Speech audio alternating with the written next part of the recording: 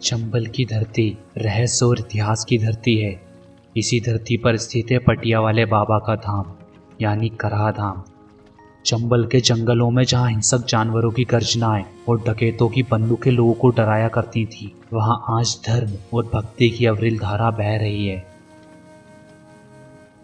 मुरैना शहर से लगभग 20 किलोमीटर दूर और ग्वालियर शहर से लगभग 30 किलोमीटर दूरी पर स्थित है कराह धाम। ग्वालियर मुरैना हाईवे पर स्थित पावन कराह धाम चंबल के बीहड़ में यहाँ एक धार्मिक स्थान है।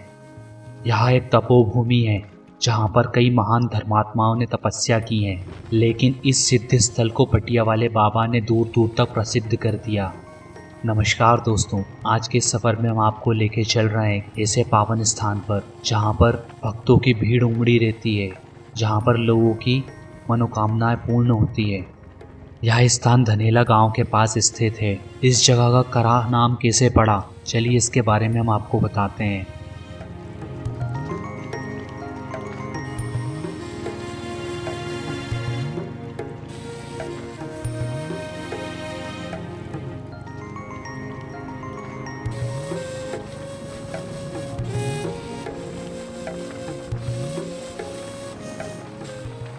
इस धाम में एक महान बाबा रामदास हुए।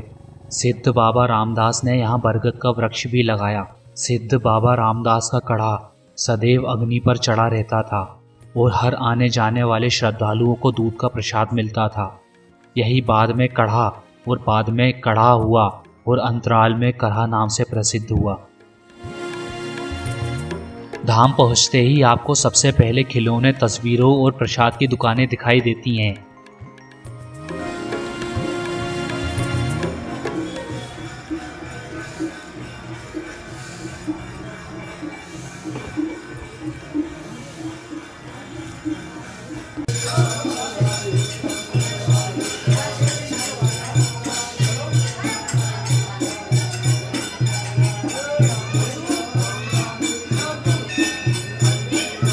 यहाँ से जुड़ी कई मान्यताएं हैं। यहाँ एक कुआं है जिसके बारे में कहा जाता है कि इसके जल के स्पर्श मात्र से कई बीमारियां दूर हो जाती हैं, लेकिन लोग मानते हैं कि कुत्ते का काटा शख्स अगर यहाँ स्नान कर ले तो उसकी तकलीफ दूर हो जाती है। कुएं को ढककर उसके चारों कोनों पर 4 हैंडपंप लगाए गए हैं। दूर दूर से आने वाले भक्त इस जल का स्पर्श करना नहीं भूलते हैं। कराह धाम को जिन पटिया वाले बाबा के नाम से जाना जाता है, आइए हम उनके बारे में भी समझ लेते हैं। कराह को धाम बनाने में पटिया वाले बाबा राम रतन दास जी महाराज की अग्रणी भूमिका है। रतन सिंह जी का जन्म सांग नदी के किनारे स्थित चरेरुआ गांव के गुर्जर परिवार में हुआ था। जीवन की शुरुआत से ही उनका झुकाव धर्म के प्रति था।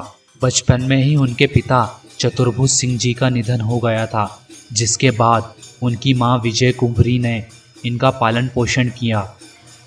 रतन सिंह जी का मन घर परिवार में नहीं लगता था। नूराबाद के सीताराम मंदिर में रहने वाले तपस्वी बाबा से उनका संपर्क हुआ। भक्ति का झुकाव और मजबूत हुआ, जिसके बाद ये कराह में राम जानकी मंदिर के सामने बड़ी पटिया पर आकर तपस्या करने लगे। ये सिद्ध बाबा कहलाए। कभी सर्प और कभी शेर इनके साथ आकर लीलाएं किया करते थे। वर्षों पटिया पर तप करने के कारण ये पटिया वाले बाबा के नाम से प्रसिद्ध हुए। इस क्षेत्र के लोग किसी भी काम की शुरुआत पटिया वाले बाबा के जयकारे और उनके आशीर्वाद से ही करते हैं। एक बार भंडारा हुआ ना, हाँ भंडारा लोगों ने फर्ज बतावा थे जब बोले कि क्या बोले घी कम पड़ गया, भंडारा कैसे हो जनता वापस जाएगी। बोले राम कोया में जाओ सब कर देगी। पानी निकाला, वाला तेल का काम है। अच्छा, ये है वो राम से। तो ये पानी पूरा अपन इसमें स्नान कर।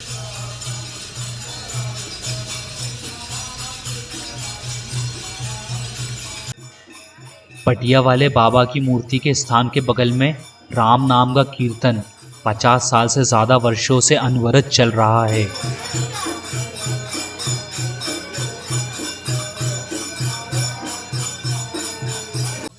यूं तो मंदिर में हर शाम और सुबह प्रसाद का वितरण किया जाता है, लेकिन यहाँ हर साल सिया पिया का मेला लगता है। यहाँ हर वर्ष लगने वाला यह मेला बहुत ही ज़्यादा प्रसिद्ध है। हर साल माघ महीने की पूर्णिमा से फागुन माह की नवमी तक यहाँ सिया पिया मिलन मेला लगता है। इस मेले में लाखों की भीड़ इकट्ठी होती है और मालपुए खीर का प्रसाद वितरित होता है। इस दौरान यहाँ की छटा देखने लायक होती है। इस मेले के दौरान भीड़ को संभालने के लिए एक भारी पुलिस बल तैनात किया जाता है।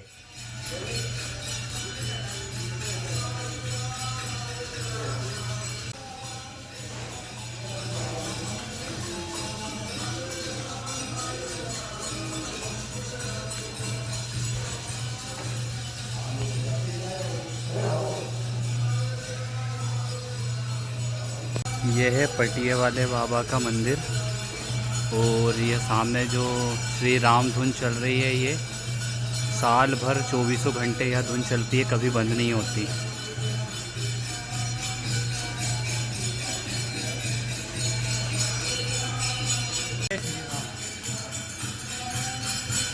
दर्शन कर पटिया के तीर्थ सब संकट मिट जाएंगे।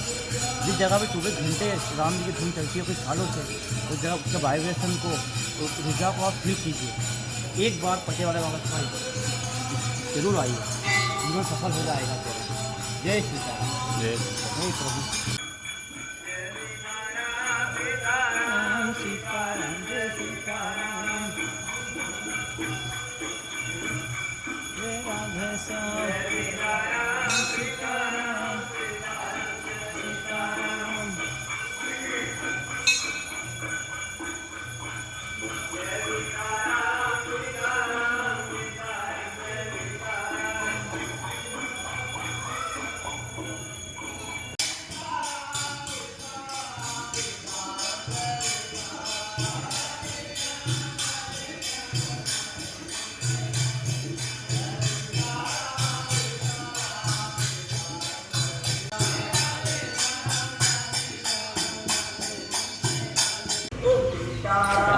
अभी हम हैं अपनी यात्रा के अंतिम पड़ाव में और इस समय हम पटियाले बाबा कराधाम और आज की यात्रा बहुत अच्छी है। भाई साहब के आशीर्वाद मिला, सिर पर हाथ रखा के जीवन सफल। स्नान भी करा, तेरे सब संकट मिट जाएंगे कर पटिया। जय। कराधाम में गौशाला भी है। यहाँ की गौशाला में लगभग 500 से भी ज़्यादा गायों की सेवा की जाती है। अशक्त रोगी या तकलीफ झेल रहे लोगों के लिए यहाँ एक अस्पताल भी है। पटिया वाले बाबा का आसन आज भी उसी तरह से रखा गया है जैसे सालों पहले रखा जाता था, जब पटिया वाले बाबा हर रोज़ यहाँ बैठते थे। हर शाम को धाम में अलग अलग मंदिरों में भोग लगाने के साथ उन्हें भी भोग लगाया जाता है। आज मंदिर परिसर बहुत बड़ा हो चुका है। कई देवी देवताओं की मूर्तियाँ बनाई गई। सालों पहले यहाँ एक बाबा जिन्होंने बरगद का वृक्ष भी लगाया, तमाम निर्माण हुए। पटिया वाले आज भी इस धाम की पहचान है और चंबल के निवासियों की अटूट आस्था इस धाम पर बनी हुई है।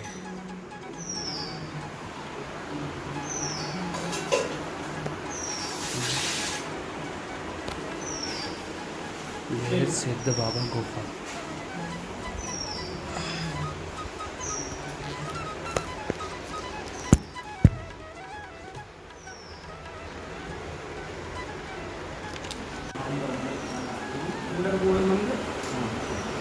पट्टी वाले महाराज जी को मिले थे, उन्होंने आशीर्वाद दिए थे पट्टी वाले महाराज। अच्छा अच्छा।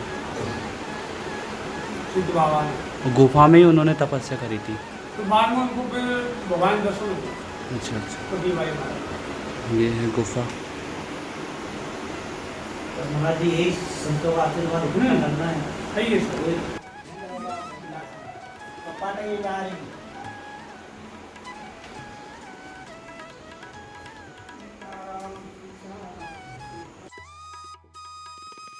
यहाँ धाम की परिक्रमा करने के लिए एक पथ है।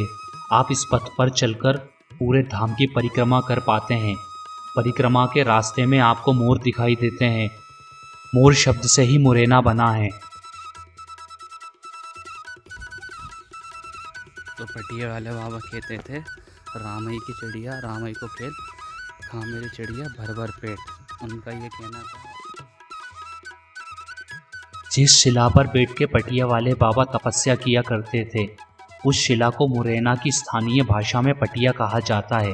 इसलिए रतनदास जी महाराज ने पटिया यानी शिला पर बैठकर कई सालों तपस्या की और पटिया वाले बाबा महाराज कहलाए। चंबल में ही नहीं बल्कि दूर दूर के कई जिलों तक पटिया वाले बाबा का प्रभाव है। ऐसा कहा जाता है कि जब पटिया वाले बाबा तपस्या और भजन करते थे तो शेर भी उनके साथ बैठा करते थे। महावीर दास महाराज जी पटिया वाले आश्रम में ही रहते थे। उन्होंने बताया जब पटिया वाले बाबा तपस्या करते थे और लोग उनके पास 2 शेरों को बैठा हुआ देखते थे तो वह डर जाते थे, लेकिन जब लोग पटिया वाले बाबा के पास जाते थे तो भी शेर उनको कोई नुकसान नहीं पहुंचाते थे और वहीं पास में बैठे रहते थे। आज भी लोग यहाँ बाबा के दर्शन के लिए आते हैं।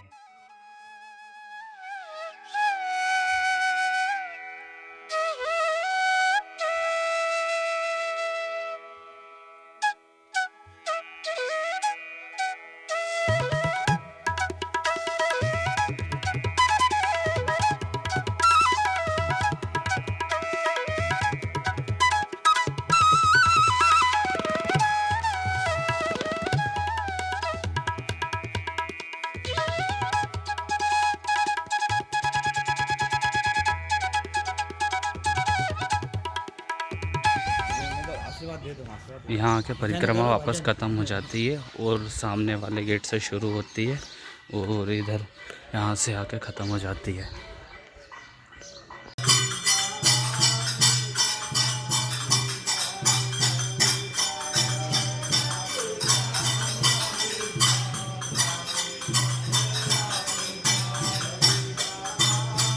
आधार है पूरा आदत जाता।